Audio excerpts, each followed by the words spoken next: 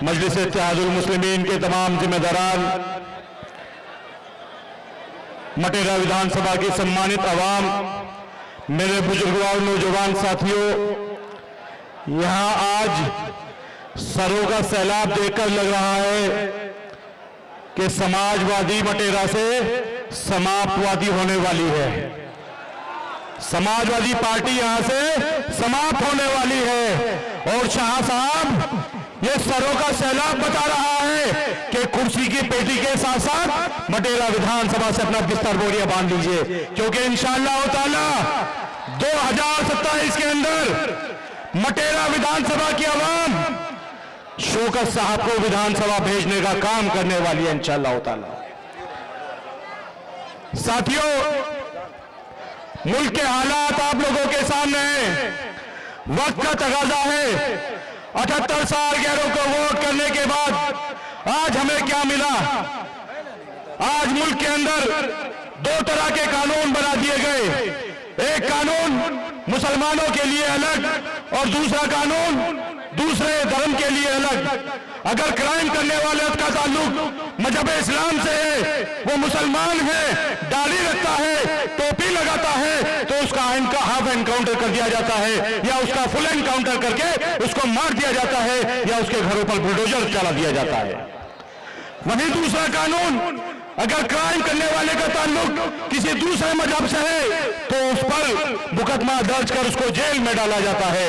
लेकिन अफसोस ये होता है कि 78 सालों से जो पार्टियां, जो नेता हमारे वोटों से विधायक बनते रहे, सांसद बनते रहे, मंत्री बनते रहे, वो कहीं हमें जब हमारे ऊपर जुल्म किया जाता है, जासूसी की जाती है, नाइंसाफी की जाती है, अन्याय किया जाता है, अत्याचार किया जाता है, तो तमाम नाम निहाद सेक्युलर पार्टियों के अंदर बैठे शाह साहब जैसे लोग कहीं दूर से दूर तक नजर नहीं आते।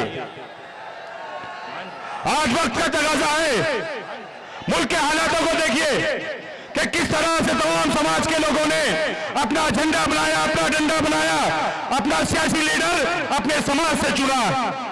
आज लेकिन 20% मुसलमान बेगानों की तरह तमाम पार्टियों के पीछे है। कभी समाजवादी का झंडा उठाता है तो कभी कांग्रेस की जय जयकार करता है, तो कभी बहन जी को सूबे की सत्ता देने की सूबे की सत्ता देने की बात करता है। अफसोस होता है कि इस 20% की वोटों के हकदार सब, लेकिन जब इस 20% पर जुल्म किया जाता है, जासूसी की जाती है, इसकी मोहर की जाती है, इसकी इबादत गाहों को शहीद किया जाता है, इसको मारा जाता है, तो उन तमाम 20%, उस 20% के लिए बोलने वाला उन तमाम नानिहाद सेक्युलर पार्टियों में कोई नहीं होता।